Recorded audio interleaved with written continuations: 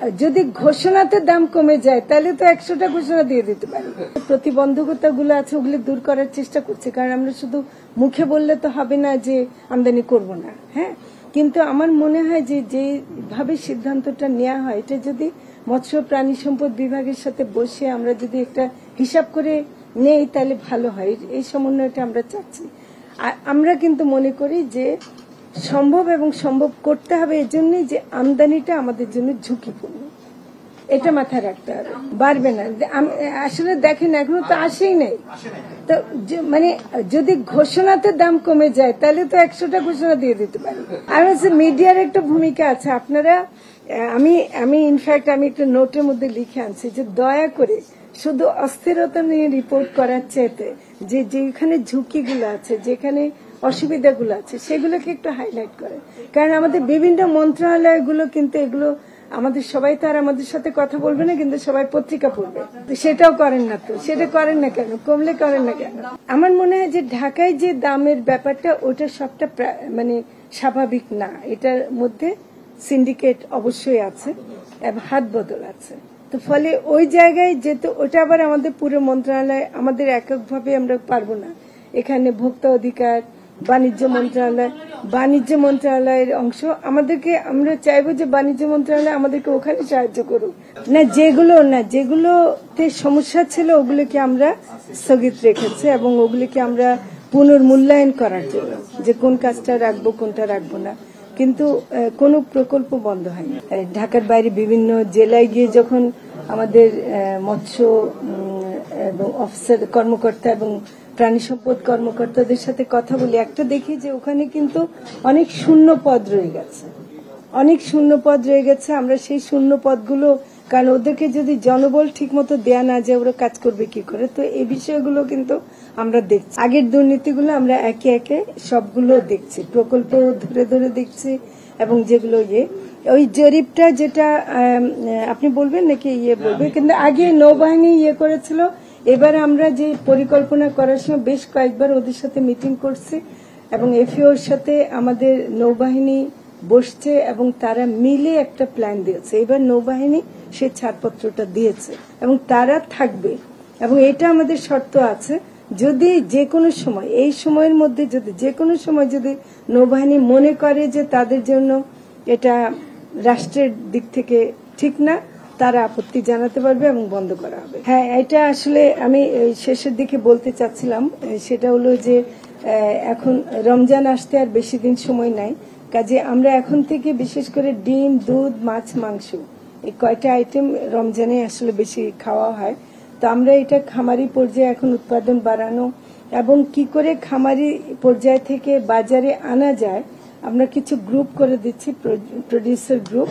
তারা মানে কোঅপারেটিভ ভিত্তিতে হোক বা যেভাবে হোক তাদের থেকে সরাসরি বাজারে যেন আনা যায়, সেটা আমরা এখন থেকে পরীক্ষামূলক কিছু শুরু হয়ে গেছে, কিন্তু সেটা আমরা করছি।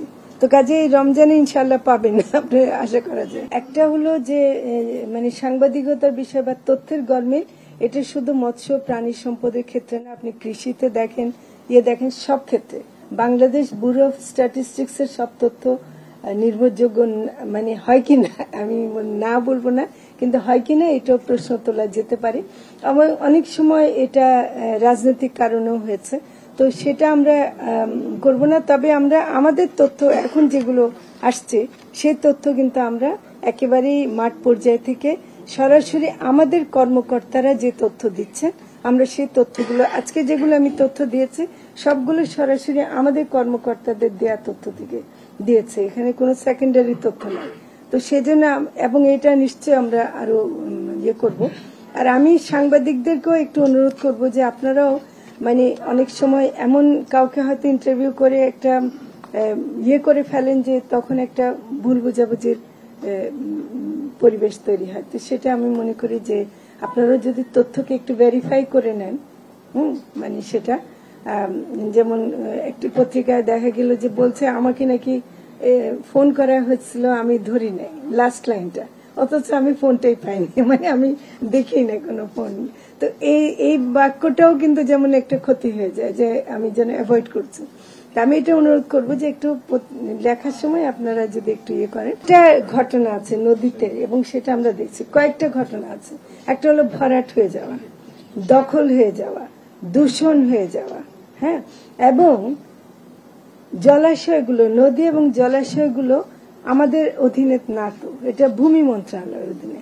তারা ইজারা দিচ্ছে মানে টাকা পাওয়ার জন্য, মানে বাণিজ্যিক কারণে, অথচ সেখানে মাছ থাকার কথা ছিল। তো আমরা এই কাজগুলোর জন্য আমরা ভূমি মন্ত্রণালয়ের সাথে ঠিক করেছি যে আমরা তাদের সাথে কথা বলবো এবং অনেকগুলো নদীতে সম্ভবত ড্রেজিং করতে হবে, দখল মুক্ত করার জন্য সেটা পরিবেশ মন্ত্রণালয় তো করছে, আমরা তাদের সাথে মাছও যুক্ত হব।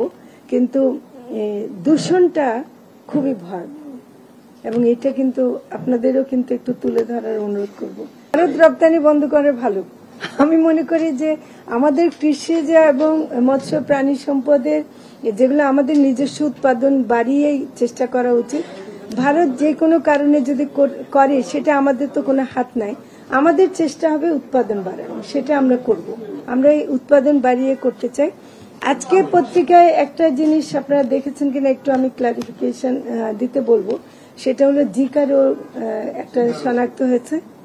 এটা আমি একটু বলবো যে এটা একটা যে জেনেটিক রোগ এবং সেটাও ভাইরাস হলো, এটা যে পরিষ্কারভাবে তথ্যটা আসছে না এবং এটার জন্য ওয়ান হেলথ অ্যাপ্রোচে কাজ করা দরকার। না, ওইটা একটা প্রক্রিয়া, ওইটা আমি কিভাবে করব এটা থিওরিটিক্যাল কোনো অ্যান্সার নাই। হ্যাঁ, একটা এটা আমরা বাজারের কি অবস্থা আর প্রোডাকশন যদি বাড়াতে পারি এবং প্রোডাকশন যেটা বাড়বে এখানে বিএফডিসি আমাদেরকে সহায়তা করতে পারে এবং নানাভাবে আমরা যদি বাড়াতে পারি, সরবরাহের সাথে যেহেতু দামের একটা সম্পর্ক আছে এবং সেটা আমরা করতে পারলে নিশ্চয়ই দাম কমবে।